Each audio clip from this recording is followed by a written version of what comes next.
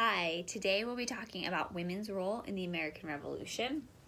Women played a much larger role in the revolution than many people realize. They were an integral part of the war effort, helping the revolution succeed in many ways. These ways include boycotting British goods, housing soldiers, running family homes and businesses while the men were at war, arranging protests, and many, many more. However, some women in particular stand out. These were the women who stood up and demanded to have a voice in their own destiny. They thought forward to the rights that women would need to be a productive part of society, and they fought to achieve those rights for all women. Abigail Adams was a shrewd political advisor to her husband, future President John Adams, before and after he became president.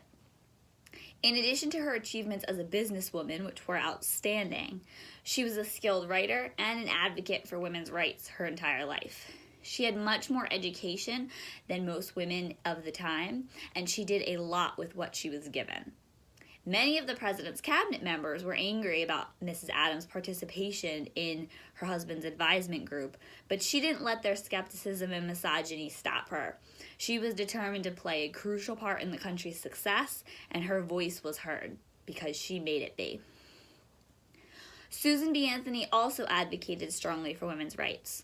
Ulrich noted in her article how Anthony and her compatriots halted a meeting at Independence Hall in Philadelphia to accuse America's male leadership of violating the Constitution by withholding women's rights.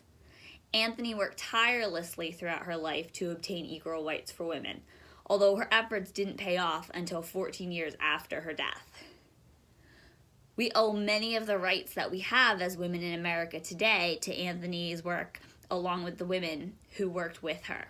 Even after the American Revolution was over, Anthony and her supporters continued to campaign for women's right to vote and the right to equal education for women. Without these women and the many, many others who were a part of the American Revolution, the war efforts could not have experienced nearly as much success as they did. No matter how big or small a role women played in helping the revolution to move forward, their opinions, their advice, and their contributions were needed. Many of these women were never ever recognized, and many were talked about only through oral tradition, as explained by the story about how Betsy Ross may or may not have actually made the first American flag. We rely heavily on diaries and stories in the oral tradition because women's roles were not documented the way that they are today. Therefore, we piece together as much as we can about these amazing women and their contributions, and we have to let our imaginations do the rest.